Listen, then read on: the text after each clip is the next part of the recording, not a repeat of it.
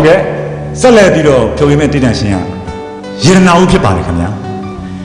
သူဆိုမဲ့တခြင်းတွေက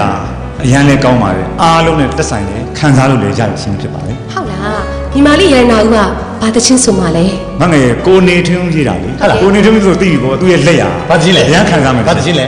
ချင်းကဟိုအိုးတော့အိုးပဲဘာအိုးလဲဟိုစင်းအိုးလားမြေအိုးလားကြေးအိုးလား तू ကဟိုကြေးဦးမဟုတ်ခောက်ဆွဲပြုတ်ဟလာတပွဲဟောဆက်လဲဝင်အိုးဆက်လဲဝင်အိုး